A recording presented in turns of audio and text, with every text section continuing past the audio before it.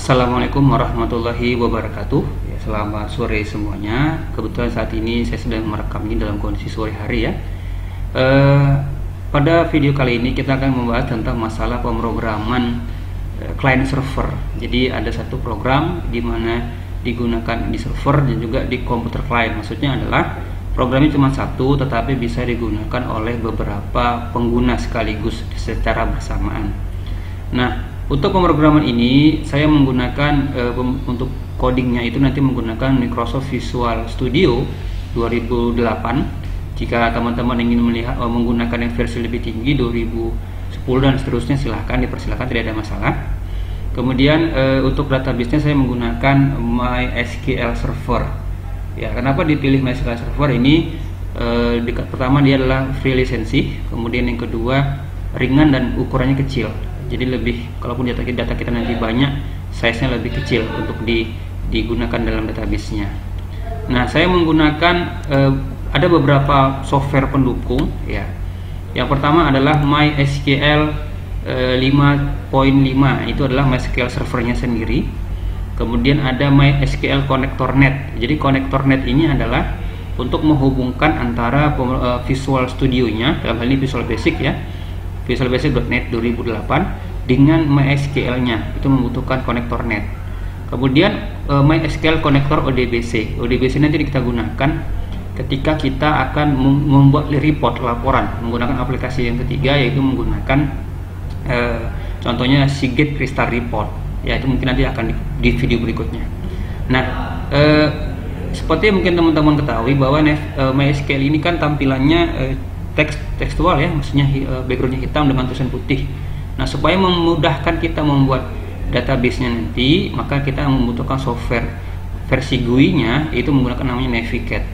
Ya, ini software nanti saya berikan sama teman-teman, silahkan aja lihat pada link deskripsinya di bawah ini. Baik, sekarang kita akan membahas bagaimana cara menginstal aplikasinya. Yang pertama adalah menginstal MySQL servernya terlebih dahulu ya. Jadi seperti biasa cara menginstalnya, tinggal double klik pada MySQL 5.5.13 ini yang sudah di-download ya, di double klik. Kemudian lihat tampilannya, di sini ada informasi selamat datang, tinggal dipilih next saja. Kemudian ada minta lisensi, kita jawab aja accept ya, diterima. Kemudian next. Jadi di sini ada pilihan. Jadi untuk supaya fiturnya komplit, saya sarankan di tombol komplit, klik tombol komplit. Tapi kalau ingin menggunakan fitur standar, teman-teman bisa pilih typical. Jadi di sini saya pilih komplit ya, untuk agar fasilitas MySQL-nya itu bisa kita pakai secara sepenuhnya. Kemudian klik tombol install. Oke, ini kita butuh waktu ya, silahkan dijawab aja dulu untuk verifikasinya. Kemudian kita tunggu.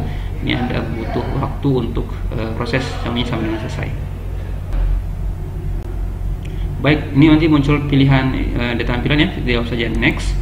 Kemudian di sini dia nanya apakah kita akan memunculkan MySQL Instant Configuration. Nah, ini sebaiknya di checklist ya, karena dia ada konfigurasi untuk server dan kliennya. Kita pilih tombol finish, nanti akan muncul tampilan untuk konfigurasinya. Ya, ini jawab saja yes. Baik, jadi pada dasarnya untuk menginstal MySQL cukup gampang sekali. Teman-teman tinggal double klik aplikasi installernya, kemudian tinggal pilih next sampai dengan finish seperti itu. Baik, ini ada konfigurasinya ya, ini welcome, selamat datang, kita lanjutkan saja. Ini detail konfigurasi ya, developer mesin. Kemudian jadi teman-teman jawab saja next ya, ini standarnya sudah ditentukan ya. Untuk portnya biasanya 3306, itu standar untuk MySQL. Next ya, ini next kan saja ya. Ini sebaiknya untuk server di checklist, karena agar nanti ketika komputer itu dinyalakan dia langsung aktif ya, MySQL-nya. Baik, nah di sini ketikkan passwordnya bebas. Ini saya sebagai contoh, saya gunakan passwordnya 1 2 3 4 5 6 7 8 sebagai contoh ya. Saya gunakan 8 digit. Bolehkah kita merubahnya 3 digit? Boleh-boleh saja. Cuman kalau untuk digunakan di suatu klien perusahaan, ya sebaiknya passwordnya agak lebih komplit ya, kombinasi antara huruf dengan angka, karakter khusus dan lain-lain. Nah, ini yang paling penting teman-teman. Kalau karena database ini diinstal di komputer server, maka teman-teman harus checklist. Ini harus di checklist. Kenapa? Kalau tidak di checklist, maka nanti dia tidak akan mengizinkan, servernya tidak akan mengizinkan komputer klien itu mengakses database-nya. Sementara karena ini pemrograman client server, berarti kan data komputer klien itu mengambil data dari server sesuai dengan aksesnya, kita bilang seperti itu. Jadi ini wajib di checklist kalau misalkan ini untuk komputer server, ya.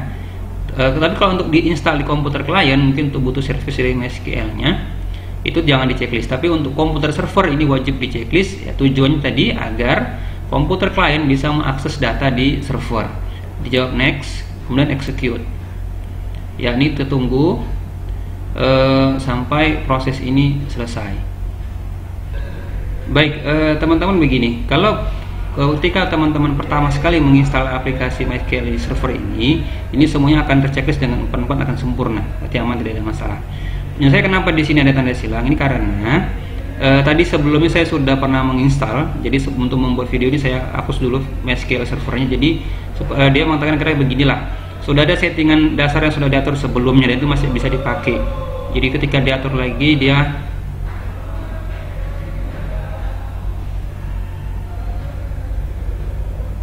baik, ketika teman-teman nanti menginstal aplikasi ini pertama sekali di komputer teman-teman ini, maka empat-empatnya akan terchecklist. Ya, berarti sudah jalan ya semuanya, tinggal di execute.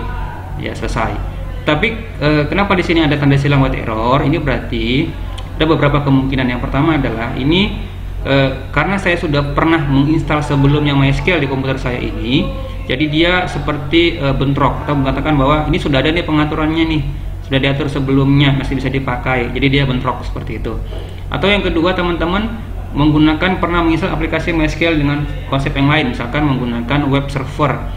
Mungkin teman-teman suka pemrograman web menggunakan SAMPP atau menggunakan Apache yang notabene dalam itu ada MySQL-nya, dia bentrok, tapi tidak ada masalah. Yang penting 3 poin itu sudah terchecklist, sudah oke. Tinggal kalau memang nanti muncul tombol execute, tinggal diklik. Kalau memang seperti ini kondisinya, jawab cancel. Tapi kalau nanti muncul execute-nya aktif, 4 ini checklist, teman-teman pilih execute ya. Saat ini saya karena tidak aktif, karena di sini satu bermasalah, tidak masalah, masih bisa dipakai, maka ini saya cancel saja. Baik.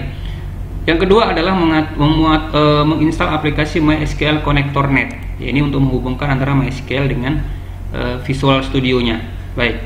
Caranya mudah sekali, tinggal klik 2 kali.